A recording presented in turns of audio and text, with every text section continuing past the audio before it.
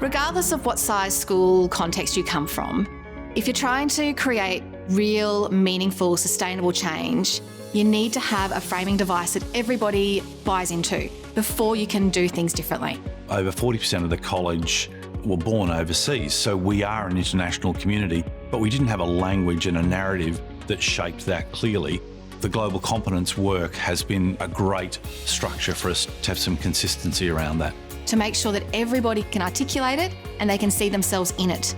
And that by being a part of the Kelvin Grove community, we are nurturing each other in this space of global competence. I've had the great privilege of being involved in our Student Representative Council work. We're able to give students opportunities to authentically have a voice and to have an impact in our school and our school community. Also encouraging students to give it a go and doing different projects and stepping out of their comfort zones. One of the event initiatives that we came to was the First Nations Week. These involve storytelling, hearing from various different First Nation artists, and also just getting the students to understand the First Nations people connected to the community that we exist in. We got together a small group of people who were interested in helping us. We managed to integrate all the ideas that we had and make it the week-long project.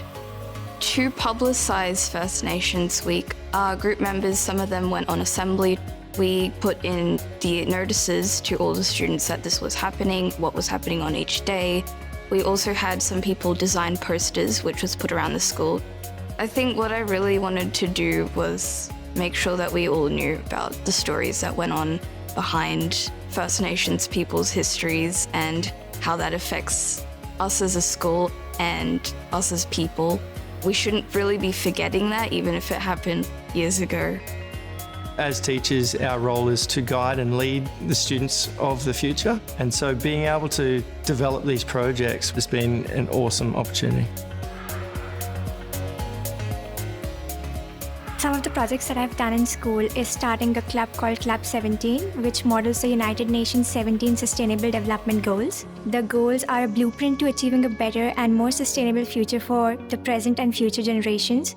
The school showed trust in me by taking me to workshops such as the Brisbane Parliament House Student Workshop, which gave me the necessary skills to actually take this idea forward.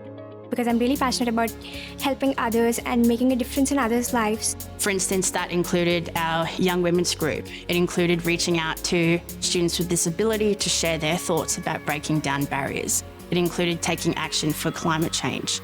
And our leader in Sonal will be leaving this legacy that will live beyond her. And this platform for student voice and change, thinking globally, but acting locally in our community, is something that was grassroots, student-led, authentic, and that's, I think, what's really exciting in this space.